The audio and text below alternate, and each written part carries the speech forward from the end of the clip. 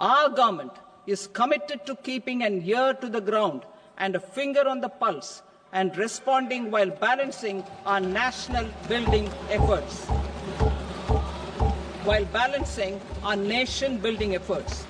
The following measures will detail just how our government will, under the guidance of PM Modi, has taken steps to understand and address. I repeat that sentence, sir. The following measures will detail just how our government, under the guidance of PM Modi, has taken steps to understand and address the needs voiced by our citizens. My tax proposals are guided by this spirit. The objectives of my proposals are as follows. Personal income tax reforms with special focus on middle class. Rationalization of TDS and TCS for easing difficulties. Encouraging voluntary compliance. Reducing compliance burden. Ease of doing business, employment and investment. I will come to my proposal on personal income tax towards the end. TDS and TCS, rationalization for easing difficulties. I propose to rationalize tax deduction at source, TDS, by reducing the number of rates and thresholds above which TDS is deducted. Further, threshold amounts for tax deduction will be increased for better clarity and uniformity. The limit for tax deduction on interest for senior citizens is being doubled from the present 50,000 rupees to 1 lakh rupees. Similarly, the annual limit of 2.40 lakh rupees for TDS on rent is being increased to 6 lakh rupees. This will reduce the number of transactions liable to TDS, thus benefiting small taxpayers receiving small payments. The threshold to collect tax at source, the TCS, on remittances under RBI's liberalized remittance scheme, the LRS, is proposed to be increased from 7 lakh to 10 lakhs. I also propose to remove TCS on remittances for education purposes, where such remittances is out of a loan taken from a specified financial institution. Both TDS and TCS are being applied on any transaction related to sale of goods. To prevent such compliance difficulties, I propose to omit the TCS. I also propose that the provisions of the higher TDS deduction will now apply only in non-PAN cases. In July 2024, the delay for payment of TDS up to the due date of filing statement was decriminalized. I propose to provide the same relaxation to TCS provisions as well. The government under the leadership of Prime Minister Modi believes in Sabka Saath, Sabka Vikas, Sabka Vishwas and Sabka Prayas. In line with this, we brought in updated return facility in 2022 for voluntary compliance by taxpayers who had omitted to report their correct income. Our trust in taxpayers was proved right. Nearly 90 lakh taxpayers voluntarily updated their incomes by paying additional tax. Taking this trust further, I now propose to extend the time limit to file updated returns for any assessment year from the current limit of 2 years to 4 years.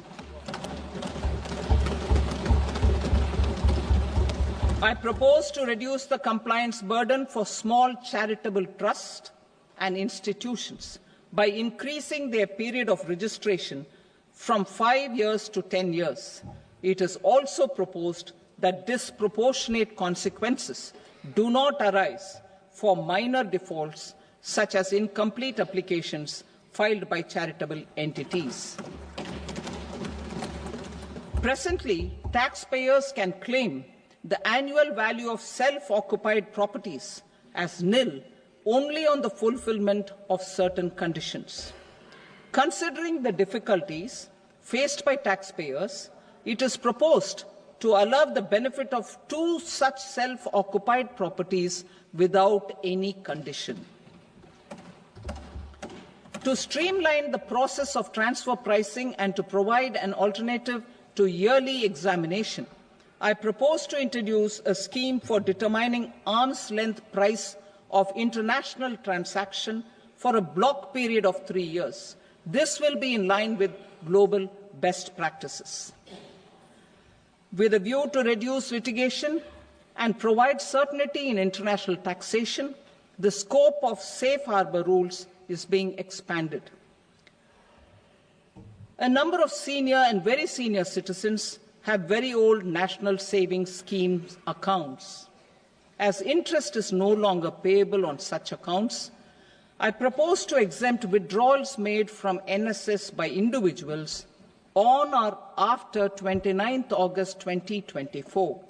I am also proposing to allow similar treatment to NPS Vatsalya accounts as is available to normal NPS accounts subject to overall limits. In my speech in July 2024, I had promised that all processes, including giving effect to appellate orders, shall be digitalized and made paperless over the next 2 years. So I'm happy to announce that digitalization is being made operational now. In July 2024, we brought in the Vivad Se Vishwas scheme to resolve income tax disputes pending in appeal. The scheme has received a great response, with nearly 33,000 taxpayers having availed of the scheme to settle their disputes. I have a few proposals to promote investment and employment. It is proposed to provide a presumptive taxation regime for non-residents who provide services to a resident company that is establishing or operating an electronics manufacturing facility. I further propose to introduce a safe harbor for tax certainty for non-residents who store components for supply to specified electronics manufacturing units. Presently, the tonnage tax scheme is available only to sea-going ships. The benefits of existing tonnage tax scheme are proposed to be extended to inland vessels registered under the Indian Vessels Act 2021 to promote inland water transport in the country. Extension for incorporation of startups. We continue to support the Indian startup ecosystem. I propose to extend the period of incorporation by 5 years to allow the benefit available to startups which are incorporated before 1/4/2030. In order to attract and promote additional activities in the IFSC, I am inter alia proposing specific benefits to ship leasing units, insurance offices, and treasury centers of global companies which are set up in IFSC.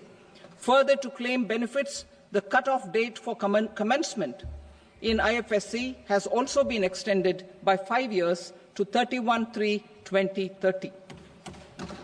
Category 1 and Category 2 AIFs are undertaking investments in infrastructure and other such sectors.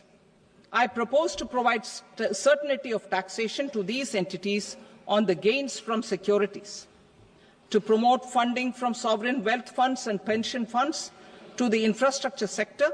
I propose to extend the date of making an investment by 5 more years up to 31st March 2030.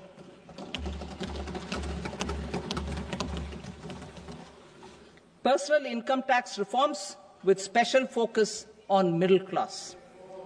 Democracy, demography, and demand are the key support pillars in our journey towards Vikasit Bharat. The middle class provides strength for India's growth. This government, under the leadership of Prime Minister Modi, has always believed in the admirable energy and ability of the middle class in nation building. In recognition of their contribution,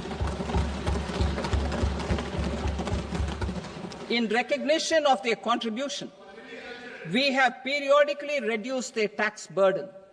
Right after 2014, the nil tax slab was raised to 2.5 lakhs of rupees, which was further raised to 5 lakh rupees in 2019 and to 7 lakh rupees in 2023. This is reflective of our government's trust on the middle-class taxpayers. I am now happy to announce that there will be no income tax payable up to income of 12 lakh rupees.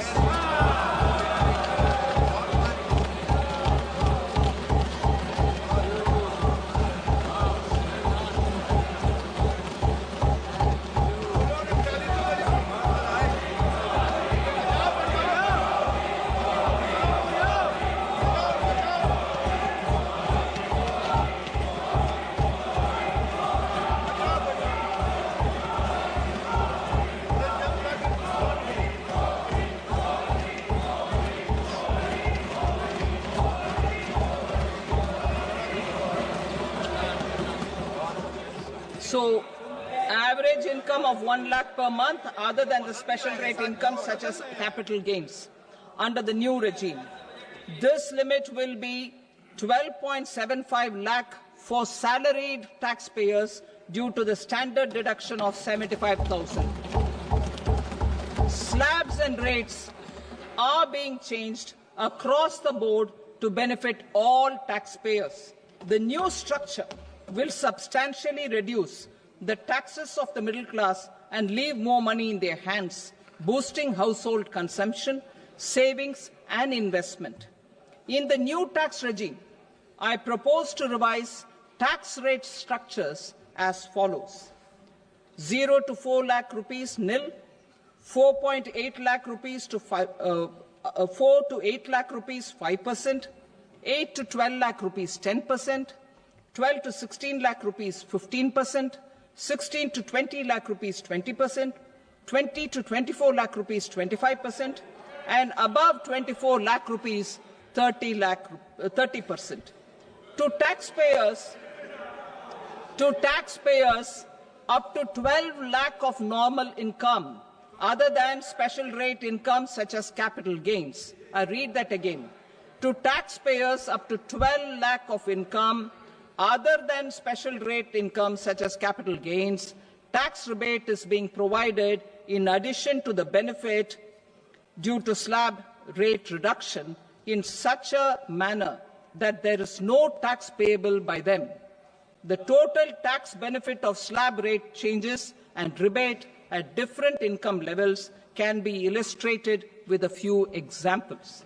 A taxpayer in the new regime with an income of 12 lakh rupees will get a benefit of 80,000 rupees in tax, which is 100% of tax payable as per the existing rates. A person having income of 18 lakh rupees will get a benefit of 70,000 rupees in tax, that is 30% of tax payable as per existing rates.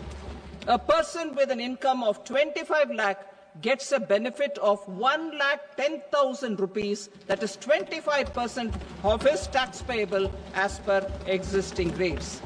Details of my tax proposals are given in the annexure.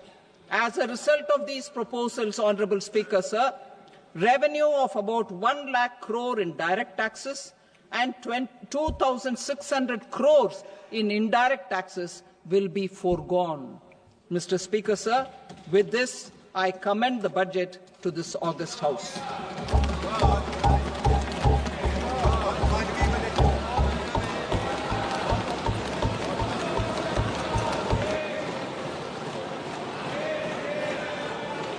Item number 2, Srimati Nirmala Raman.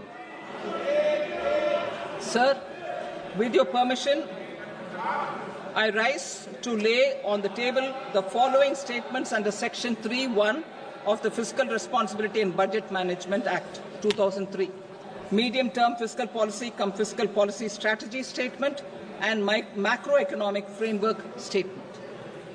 Item number 3, Srimati Nirmala Raman. Sir, with your permission, I rise to move for leave to introduce the Finance Bill 2025. प्रश्न ये है कि विधेयक को पुनर्स्थापित करने की अनुमति प्रदान की जाए।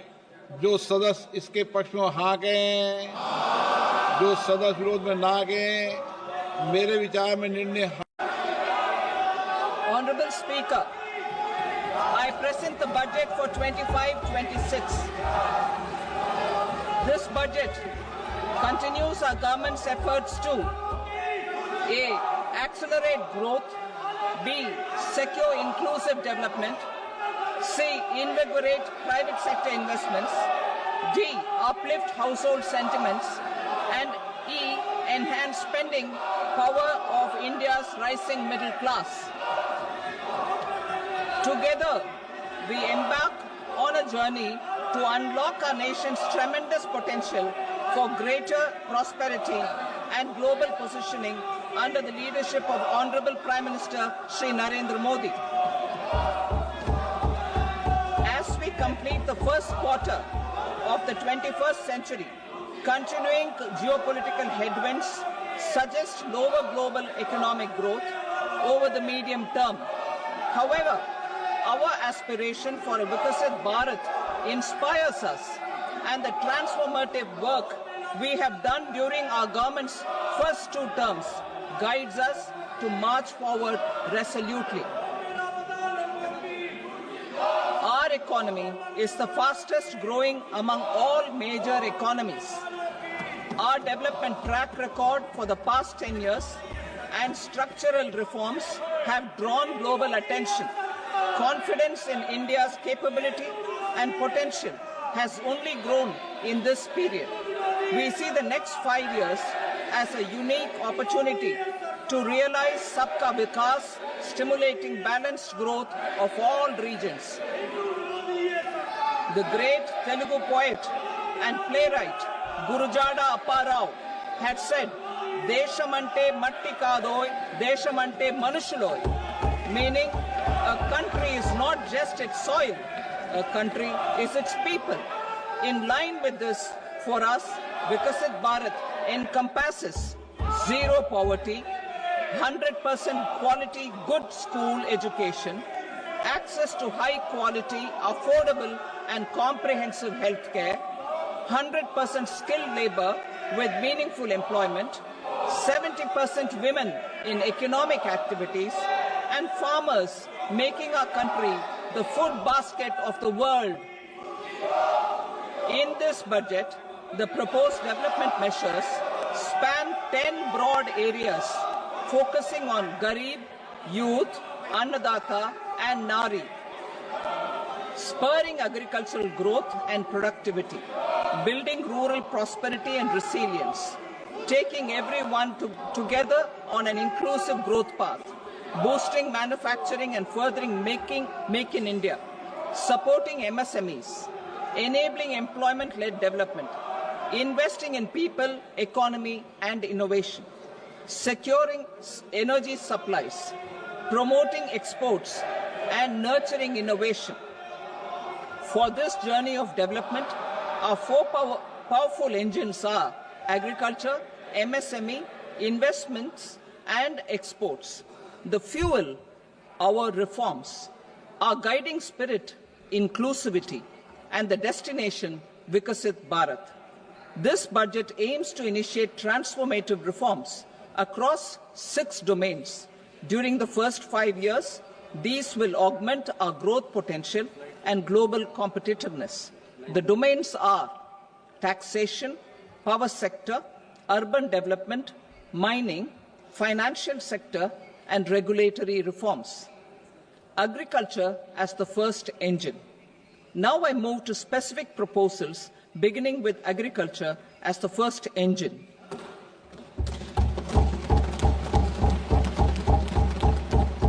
Prime Minister Dhan Dhanya Krishi Yojana, developing agri-districts program.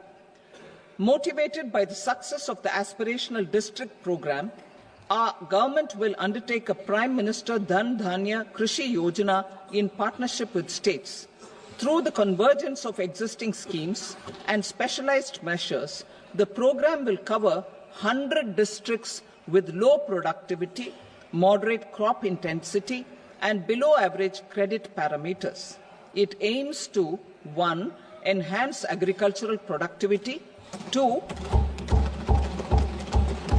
Adopt crop diversification and sustainable agricultural practices, 3. Augment post-harvest storage at the panchayat and block level, 4. Improve irrigation facilities, and 5. Facilitate availability of long-term and short-term credit. This program is likely to help 1.7 crore farmers. Building rural prosperity and resilience. A comprehensive multi-sectoral rural prosperity and resilience program will be launched in partnership with the states. This will address underemployment in agriculture through skilling, investment, technology, and invigorating the rural economy. The goal is to generate ample opportunities in rural areas so that migration is an option but not a necessity. The program will focus on rural women, young farmers, rural youth, marginal and small farmers, and landless families. The details are in Annexure A. Domestic best practices will be incorporated, and appropriate technical and financial assistance will be sought from multilateral development banks. In Phase 1, 100 developing agri-districts will be covered. Atmanirbharta in pulses. Our government is implementing the National Mission for Edible Oilseed for achieving Atmanirbharta in edible oils.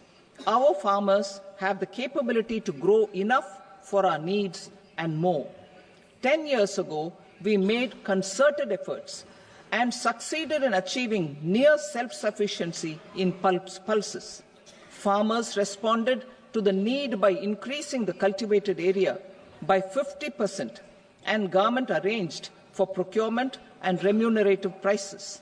Since then, with rising incomes and better affordability, our consumption of pulses has increased significantly.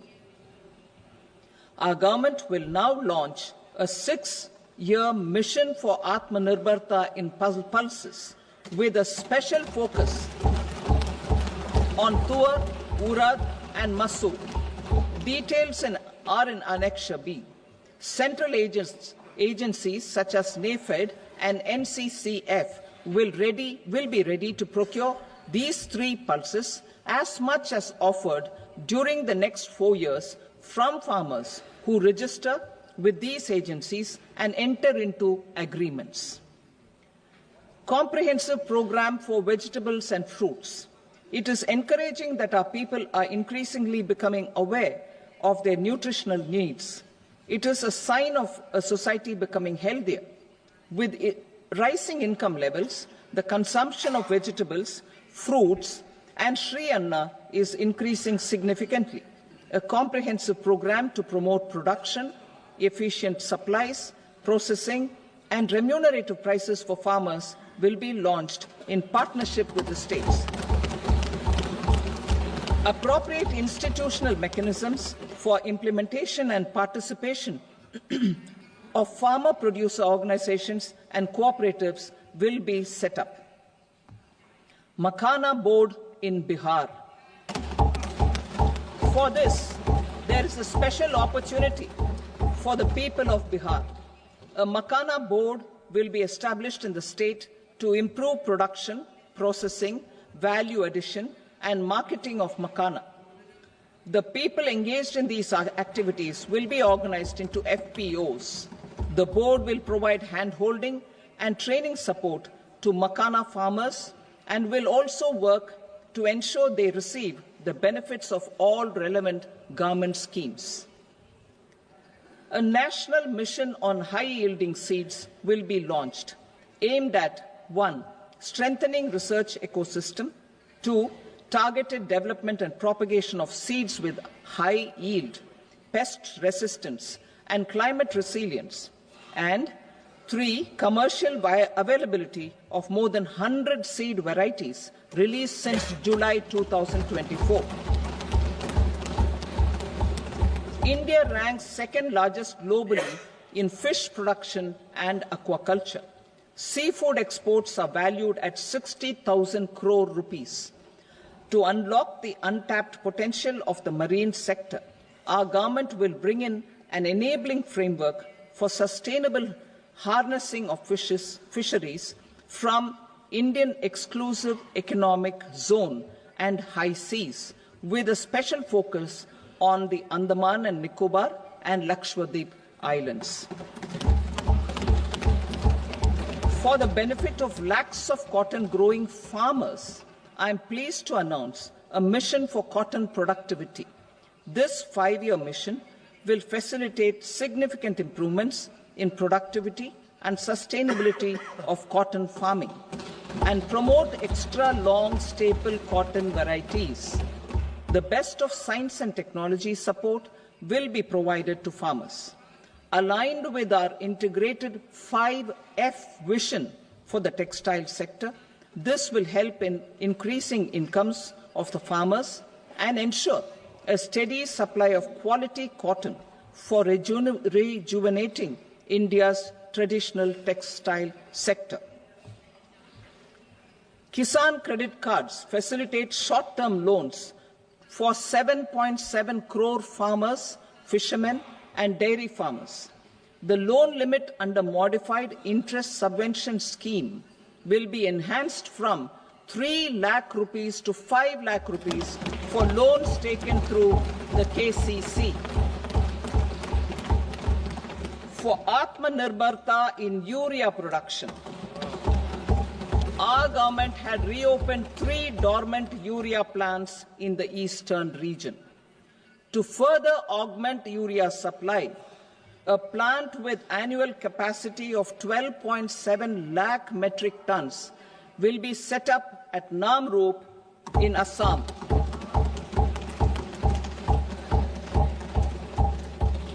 India Post, with 1.5 lakh rural post offices, complemented by the India Post Payment Bank and a vast network of 2.4 lakh Dak Sevaks, will be repositioned to act as a catalyst for the rural economy.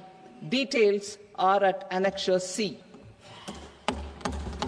India Post will also be transformed as a large public logistics organization.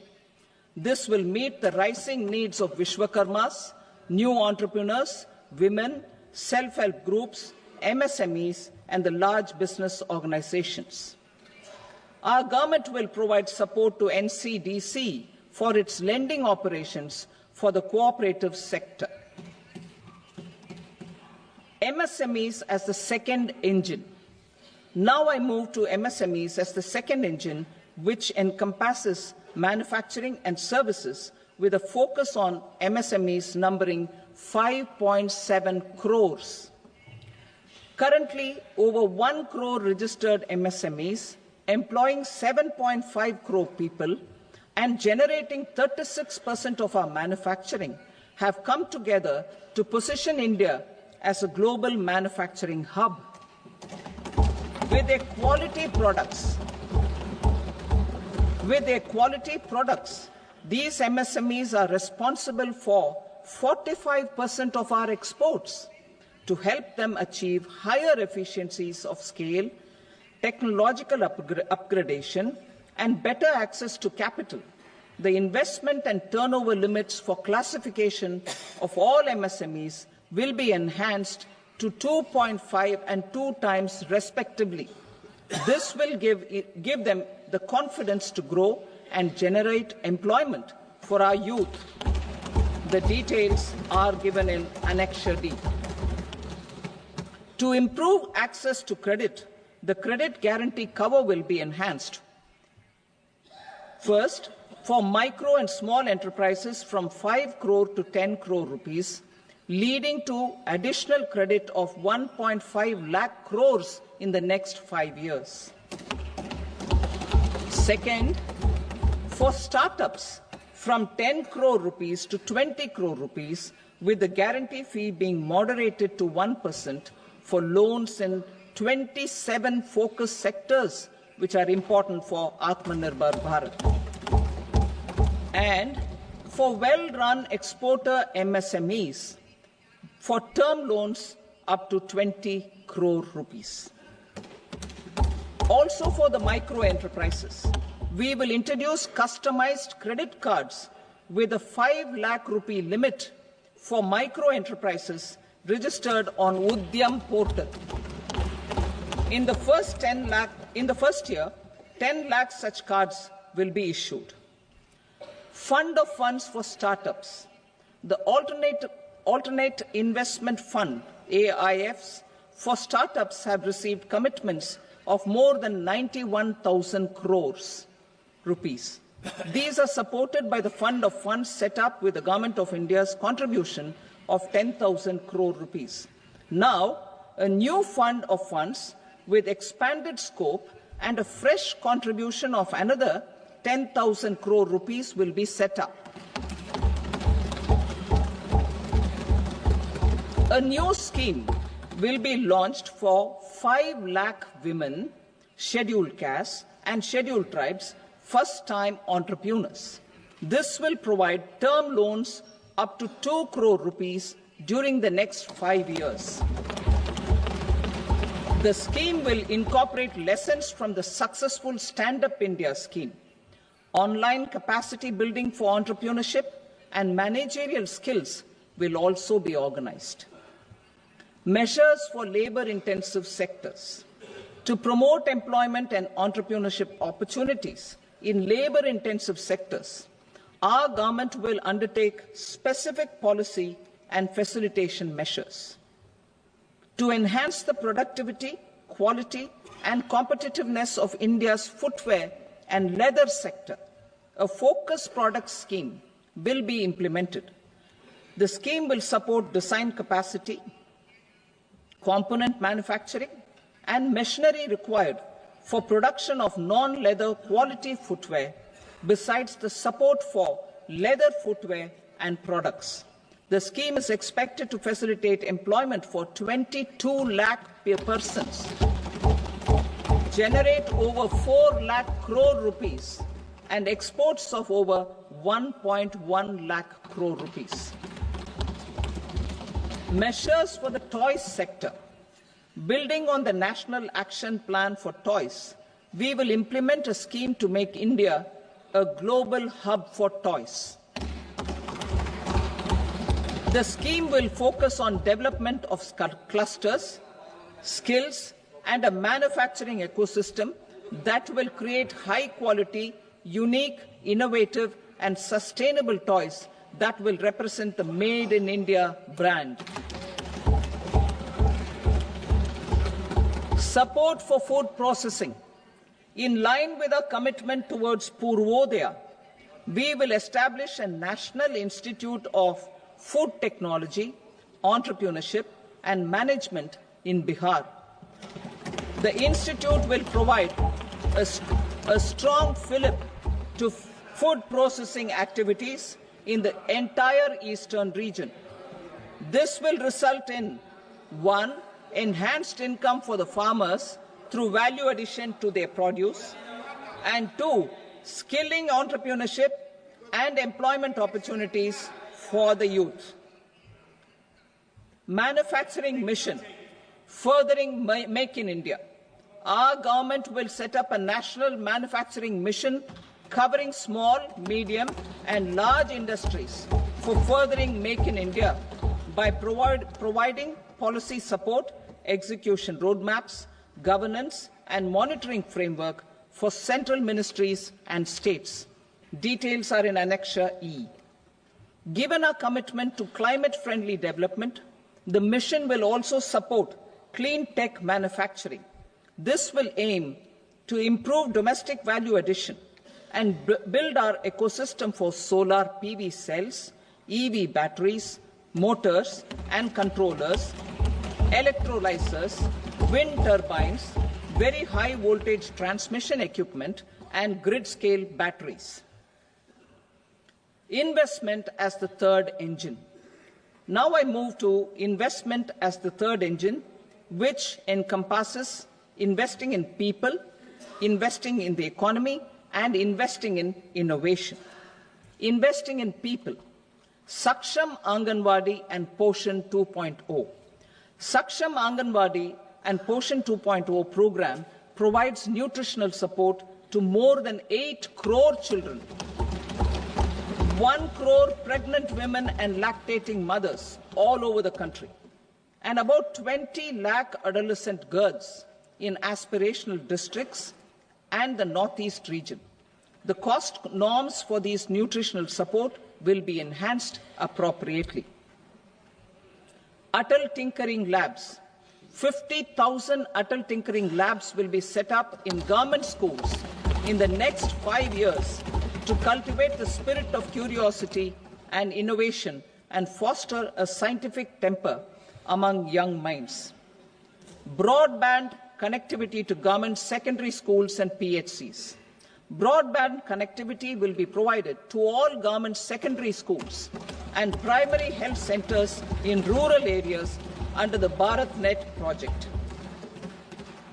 Bharatiya Bhasha Pustak Scheme. We propose to implement a Bharatiya Bhasha Pustak scheme to provide digital form Indian language books for schools and for higher education. This aims to help students understand their subjects better and in their language. National Centers of Excellence for Skilling. Building on the initiative announced in the July 24 budget, 5 national centers of excellence for skilling will be set up with global expertise and partnerships to equip our youth with the skills required for Make for India, Make for the World manufacturing. The partnership will cover curriculum design, training of trainers, and a skills certification framework and periodic reviews. Expansion of capacity in IITs. Total number of students in 23 IITs has increased 100% from 65,000 to 1.35 lakh in the past 10 years.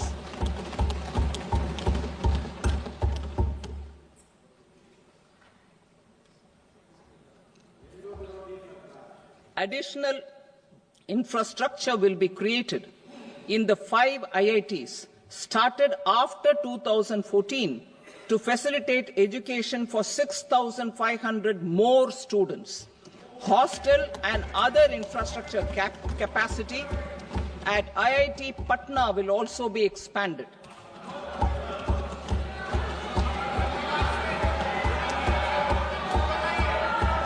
Center of Excellence.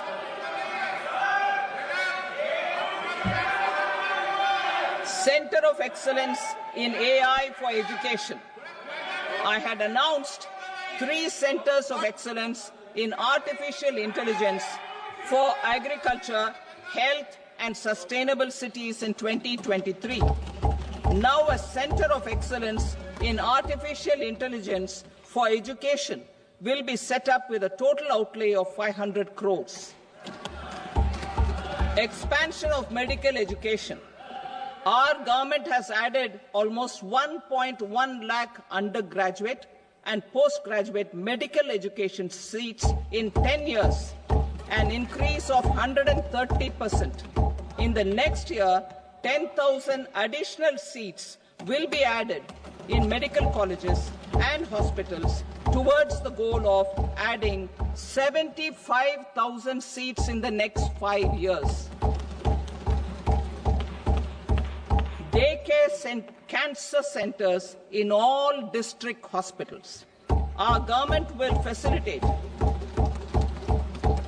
setting up of daycare cancer centers in all district hospitals in the next 3 years. 200 centers will be established in 25-26 itself. Strengthening urban livelihoods. Our government has been giving priority to assisting urban poor and vulnerable groups. A scheme for socio-economic upliftment of urban workers will be implemented to help them improve their incomes, have sustainable livelihoods and a better quality of life. PM Swanidhi scheme has benefited more than 68 lakh street vendors, giving them respite from high-interest informal sector loans. Building on this success, the scheme will be revamped with enhanced loans from banks, UPI-linked credit cards with 30,000 rupees limit, and capacity building support. Social Security Scheme for welfare of online platform workers. Gig workers of online platforms provide great dynamism to the new age services economy. Recognizing their contribution, our government will arrange for their identity cards and registration on the e-Shram portal. They will be provided health care under PM Jan Arogya Yojana. This measure is likely to assist nearly 1 crore gig workers.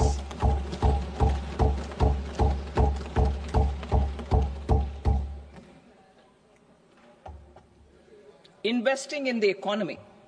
Public-private partnership in infrastructure.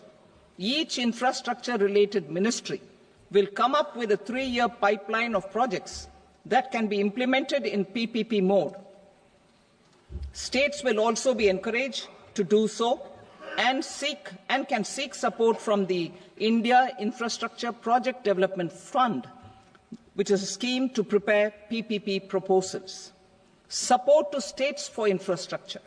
An outlay of 1.5 lakh crore is proposed for the 50-year interest-free loans to states for capital expenditure and incentives for reforms.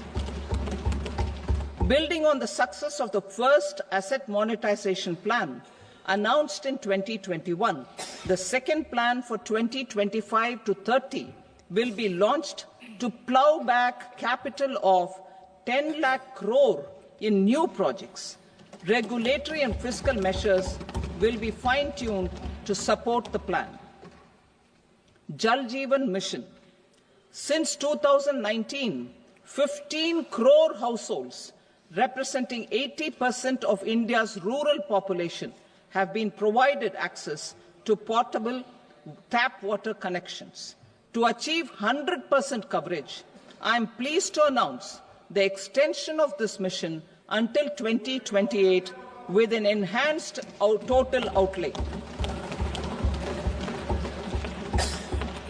The mission's focus will be on the quality of infrastructure and O&M of rural piped water supply schemes through Jan Bhagidari. A separate MOU or separate MOUs will be signed with the states and union territories to ensure sustainability and citizen-centric water services delivery. Urban sector reforms. Building on the July budget proposals, urban sector reforms related to governance, municipal services, urban land and planning will be incentivized. Urban Challenge Fund. The government will set up an urban challenge fund of 1 lakh crore rupees to implement the proposals for cities as growth hubs, creative redevelopment of cities, and for water and sanitation purposes announced in the July budget. This fund will finance up to 25% of the cost of bankable projects, with a stipulation that at least 50% of the cost is funded from bonds, bank loans, and PPPs. An allocation of 10,000 crore is proposed in 2025-26. Power sector reforms. We will incentivize electricity distribution reforms and augmentation of intra-state transmission capacity by states. This will improve financial health and capacity of electricity companies. Additional borrowing of 0.5% of GSDP will be allowed to states contingent on these reforms. Nuclear energy mission for Vikasit Bharat. Development of at least 100 gigawatt of nuclear energy by 2047 is essential for our energy transition efforts. For an active partnership with the private sector towards this goal, amendments to the Atomic Energy Act and the Civil Liability for Nuclear Damage Act will be taken up.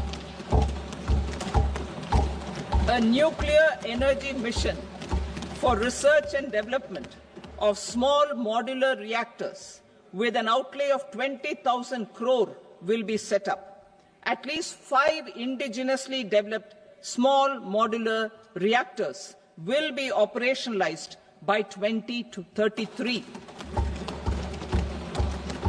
Shipbuilding. The shipbuilding financial assistance policy will be revamped to address cost disadvantages. This will also include credit notes for shipbreaking in Indian yards to promote the circular economy.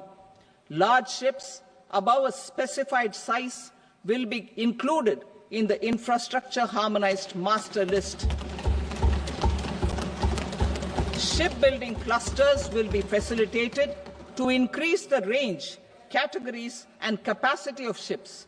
This will include additional infrastructure, facilities, skilling and technology to develop the entire ecosystem. Maritime Development Fund. For long-term financing for the maritime industry, a Maritime Development Fund with a corpus of 25,000 crore rupees will be set up. This will be for distributed support and promoting competition. This will have up to 49% contribution by the government, and the balance will be mobilized from ports and from private sector. UDAN regional connectivity schemes. UDAN has enabled 1.5 crore middle-class people to meet their aspirations for speedier travel. The scheme has connected 88 airports, and operationalized 619 routes. Inspired by that success, a modified UDAN scheme will be launched to enhance regional connectivity to 120 new destinations and carry 4 crore passengers in the next 10 years. 4 crore additional passengers in the next 10 years. The scheme will also support helipads and smaller airports in hilly, aspirational and northeast regional districts. Greenfield airports will be facilitated in Bihar to meet the future needs of the state. These will be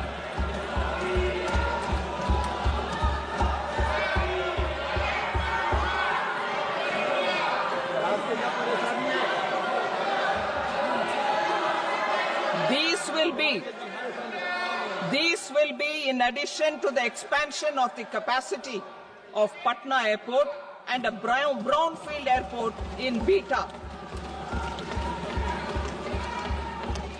Western Kosi Canal project in Mithilanchal. Financial support will be provided for the Western Kosi Canal ERM project, benefiting a large number of farmers, cultivating over 50,000 hectares of land in the Mithilanchal region of Bihar. Mining sector reforms. Mining sector reforms, including those for minor minerals, will be encouraged through sharing of best practices and institutions of a state mining index. A policy for recovery of critical minerals from tailings will be brought out. Under the special window for affordable and mid-income housing, SWAMI, 50,000 dwelling units in stressed housing projects have been completed and keys handed over to home buyers.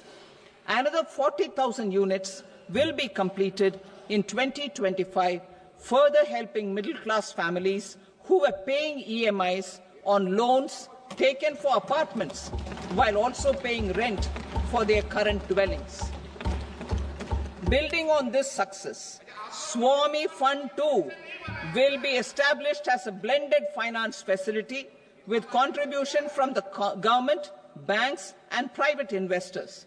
This fund of 15,000 crore rupees will aim for expeditious completion of another 1 lakh units. PM Gati Shakti data for private sector. For furthering PPPs and assisting the private sector in project planning, access to relevant data and maps from the PM Gati Shakti portal will be provided. Tourism for employment-led growth. Top 50 tourist destination sites in the country will be developed in partnership with states through a challenge mode. Land for building key infrastructure will have to be provided by the states. Hotels in these destinations will be included in the infrastructure harmonized list. The following measures will be taken for facilitating employment-led growth: organizing intensive skill development programs for our youth, including in institutes of hospitality management, providing mudra loans for homestays, improving ease of travel and connectivity to tourist destinations, providing performance-linked incentives to states for effective destination management, including tourist amenities, cleanliness and marketing efforts, and introducing streamlined e-visa facilities along with visa fee waivers for certain tourist groups. Continuing with the emphasis on places of spiritual and religious significance, in the July budget, there will be a special focus on destinations related to the life and times of Lord Buddha. Medical tourism and heal in India. Medical tourism and heal in India will be promoted in partnership with the private sector, along with capacity building and easier visa norms. Investing in innovation.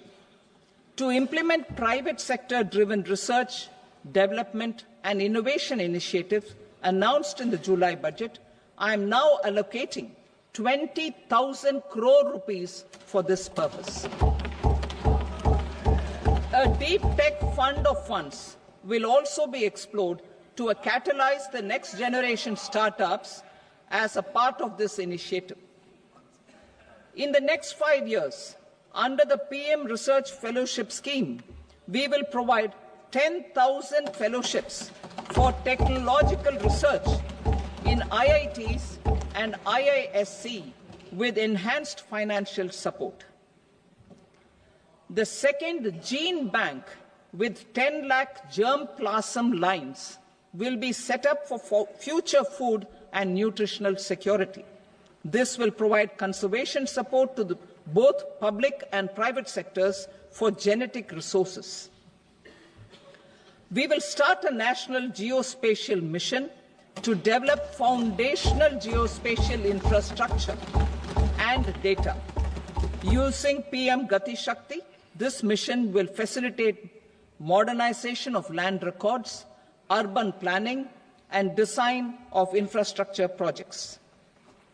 A Gyan Bharatam mission for survey, documentation, and conservation of our manuscript heritage with academic institutions, museums, libraries, and private collectors will be undertaken to cover more than 1 crore manuscripts. We will set up a national digital repository of Indian knowledge systems for knowledge sharing. Now I move to exports as the fourth engine. We will set up an export promotion mission with sectoral and ministerial targets driven jointly by the Ministries of Commerce, MSME, and Finance. It will facilitate easy access to export credit, cross-border factoring support, support to MSMEs to tackle non-tariff measures in overseas markets. A digital public infrastructure, Bharat Trade Net, for international trade will be set up as a unified platform for trade documentation and financing solutions. This will complement the Unified Logistics Interface platform. The BTN will be aligned with international practices. Support will be provided to develop domestic manufacturing capacities for our economy's integration with global supply chains. Sectors will be identified based on objective criteria. Facilitation groups with participation of senior officers and industry representatives will be formed for select products and supply chains. Through this, there are huge opportunities related to Industry 4.0, which needs high skills and talent. Our youth have both. Our government will support the domestic electronic equipment industry to leverage this opportunity for the benefit of our youth. A national framework will be formulated as guidance to states for promoting global capability centers in emerging Tier 2 cities. This will suggest measures for enhancing availability of talent and infrastructure, building bylaw reforms, and mechanisms for collaboration with industry. Our government will facilitate upgradation of infrastructure and warehousing for air cargo, including high-value perishable horticultural produce.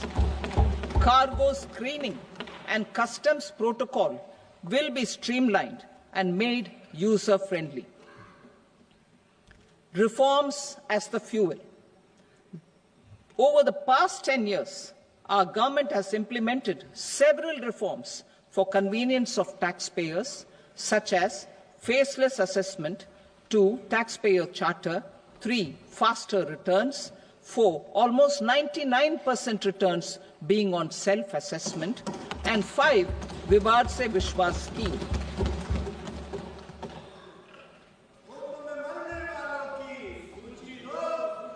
Continuing these efforts, I reaffirm the commitment of the tax department to trust first, scrutinize later. I also propose to introduce the new income tax bill next week. I will detail the indirect tax reforms and changes in direct taxes in Part B. Financial sector reforms. The FDI limit for the insurance sector will be raised from 74 to 100%.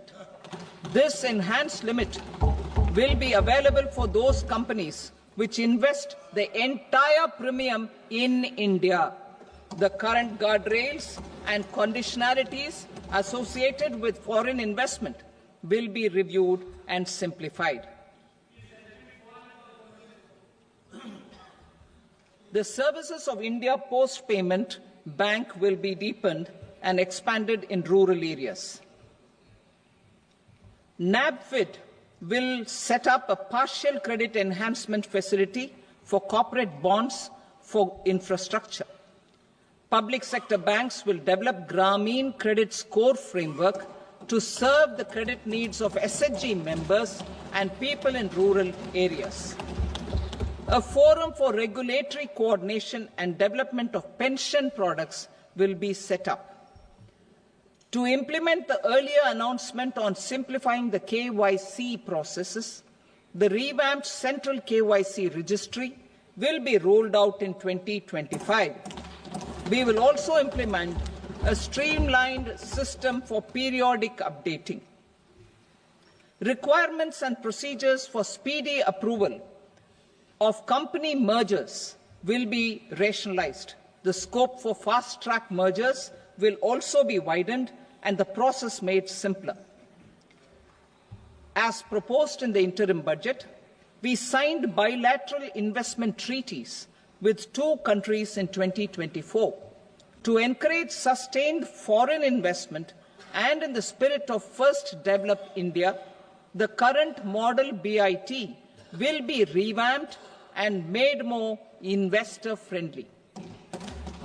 In the last 10 years, in several aspects, including financial and non-financial, Our government has demonstrated a steadfast commitment to ease of doing business.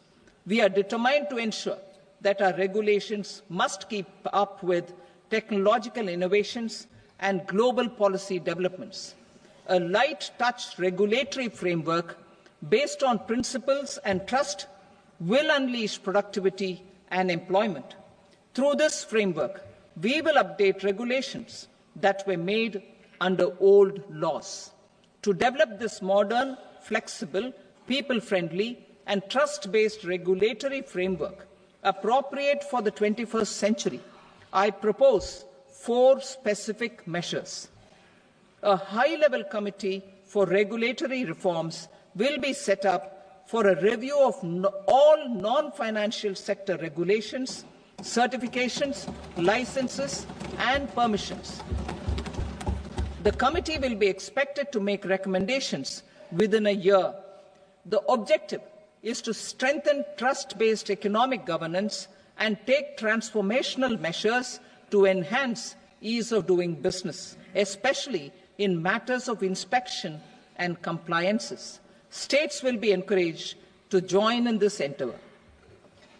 An investment friendliness index of states will be launched in 2025 to further the spirit of competitive, cooperative federalism.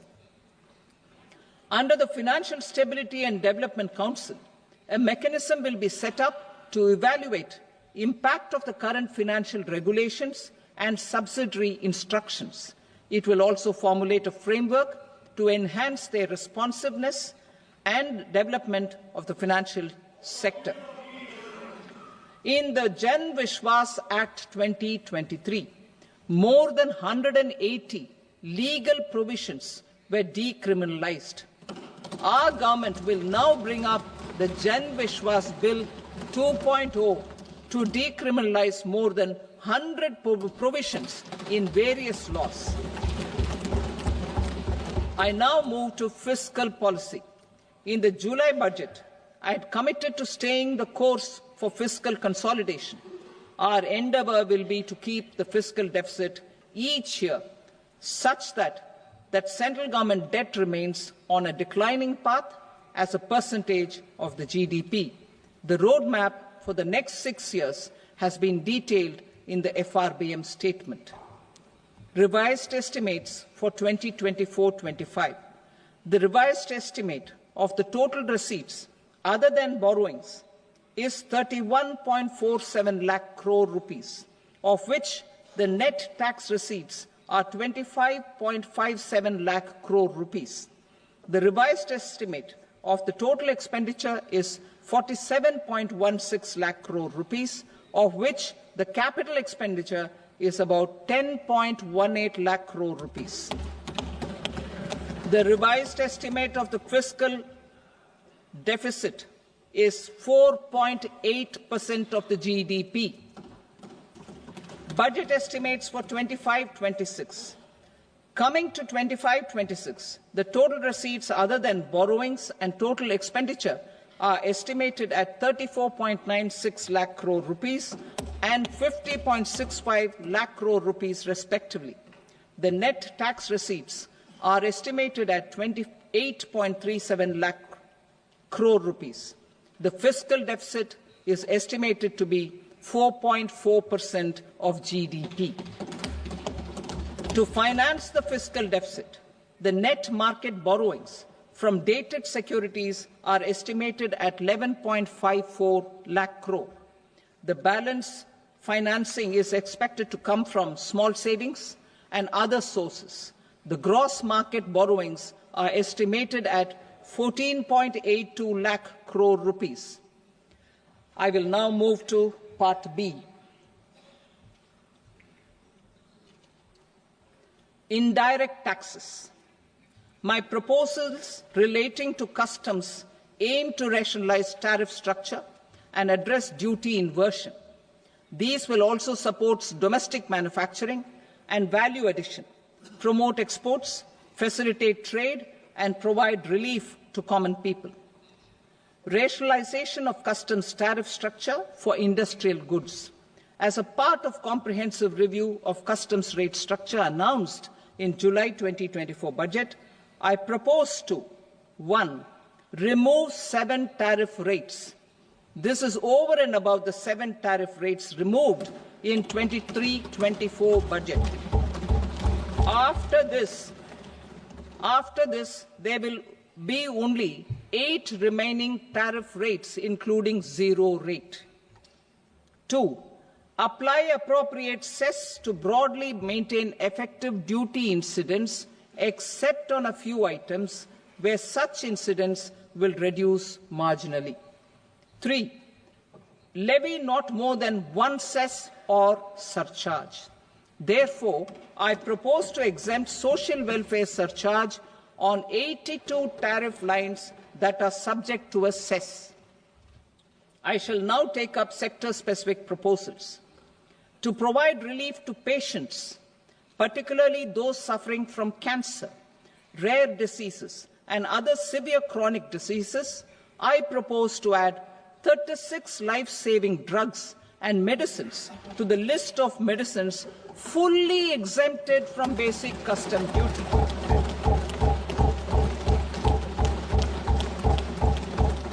I also propose to add 6 life-saving medicines to the list attracting concessional custom duty of 5%. Full exemption and concessional duty will also respectively apply on the bulk drugs for manufacture of the above. Specified drugs and medicines under patient assistance programs run by the pharmaceutical companies are fully exempt from BCD, provided the medicines are supplied free of cost to the patients. I propose to add 37 more medicines along with 13 new patient assistance programs. Support to domestic manufacturing and value addition. Critical minerals. In the July 2024 budget, I had fully exempted BCD on 25 critical minerals that are not domestically available. I had also reduced BCD of 2 other such minerals to provide a major fillip to their processing, especially by MSMEs. Now, I propose to fully exempt cobalt powder and waste, the scrap of lithium-ion battery, lead, zinc, and 12 more critical minerals. This will help secure the availability for manufacturing in India and promote more jobs for our youth. To promote domestic production of technical textile products such as agro-textiles, medical textiles, and geotextiles at competitive prices, I propose to add 2 more types of shuttle-less looms to the list of fully exempted textile machinery. I also propose to revise the BCD rate on knitted fabrics covered by 9 tariff lines from 10 or 20 to 20% or 115 rupees per kg, whichever is higher. Electronic goods. In line with our Make in India policy and to rectify inverted duty structure, I propose to increase the BCD on interactive flat panel display from 10% to 20% and reduce the BCD to 5% on open cell and other components. In 23-24 budget, for the manufacture of open cells of LCD, LED TVs, I had reduced the BCD on parts of open cells from 5% to 2.5%. To further boost the manufacture of such open cells, the BCD on these parts will now stand exempted. Lithium-ion battery. To the list of exempted capital goods, I propose to add 35 additional capital goods for EV battery manufacturing and 28 additional capital goods for mobile phone battery manufacturing. This will boost domestic manufacture of lithium-ion batteries, both for mobile phones and for electric vehicles. Shipping sector. Considering that shipbuilding has a long gestation period, I propose to continue the exemption of BCD on raw materials, components, consumables, or parts for the manufacture of ships for another 10 years.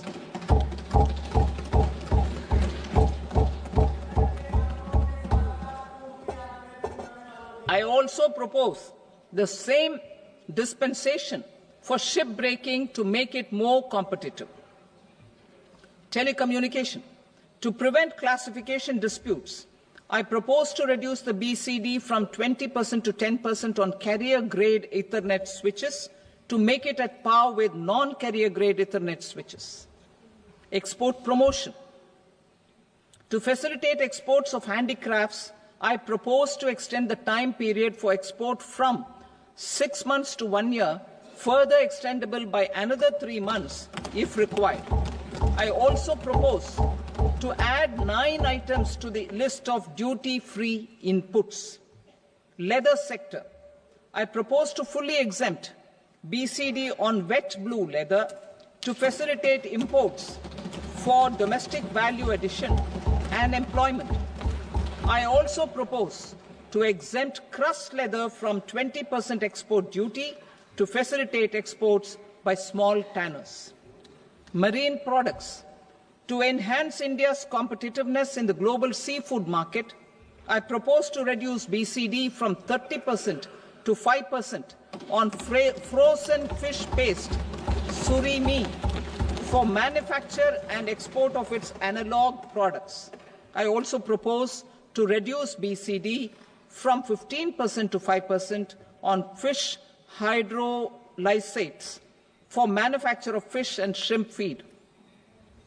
In July 2024 budget, to promote development of domestic MROs for aircraft and ships, I had extended the time limit for export of foreign origin goods that were imported for repairs from 6 months to 1 year and further extendable by 1 year. I now propose to extend the same dispensation for railway goods.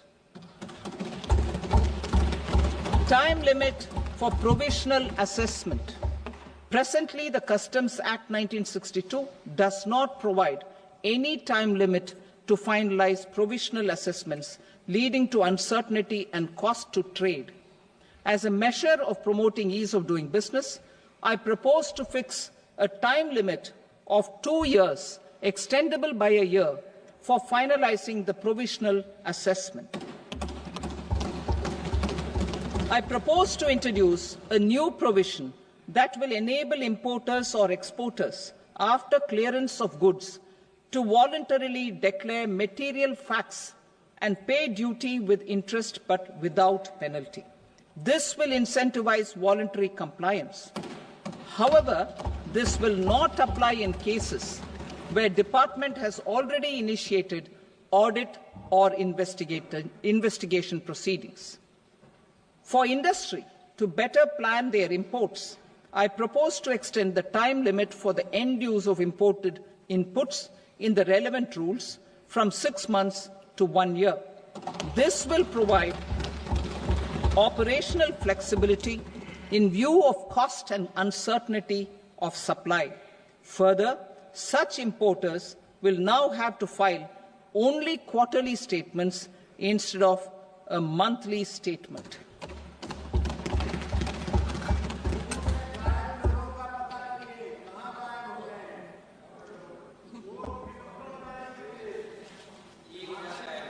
I now come to my direct tax proposals. In Part A, I have briefly underlined taxation reforms as one of key reforms to realize our vision of Vikasit Bharat. In respect of criminal law, our government had earlier ushered in Bharatiya Nyaya Sanhita, replacing Bharatiya Danda Sanhita. I am happy to inform this august House and the country that for new income tax bill will carry forward the same spirit of Nyaya in its drafting as well. The new bill will be clear and direct in text, with close to half of the present law in terms of both chapters and words. It will be simple to understand for taxpayers and tax administrators, leading to tax certainty and reduced litigation. Reforms, however, are not a destination. They are means to achieve good governance for our people and economy. Providing good governance primarily involves being responsive. The Tirukural captures this in verse 542, which reads, "Vaanokki vaazhum ulagallam, mannavan kol nokki vaazhum kudi," meaning, just as the living beings live expecting rains, citizens live expecting good governance. Our government is committed to keeping an ear to the ground and a finger on the pulse and responding while balancing our national building efforts.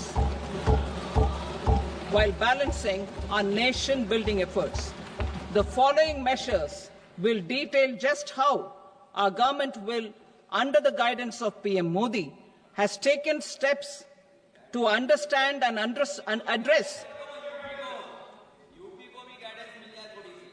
I repeat that sentence, sir. The following measures will detail just how our government, under the guidance of PM Modi, has taken steps to understand and address the needs voiced by our citizens. My tax proposals are guided by this spirit. The objectives of my proposals are as follows. Personal income tax reforms with special focus on middle class. Rationalization of TDS and TCS for easing difficulties. Encouraging voluntary compliance. Reducing compliance burden. Ease of doing business, employment and investment. I will come to my proposal on personal income tax towards the end.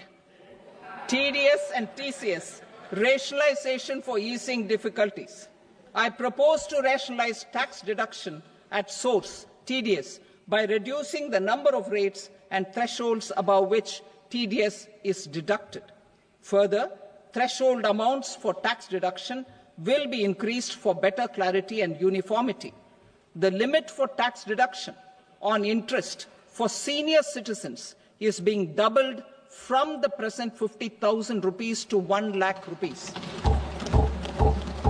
Similarly, the annual limit of 2.40 lakh rupees for TDS on rent is being increased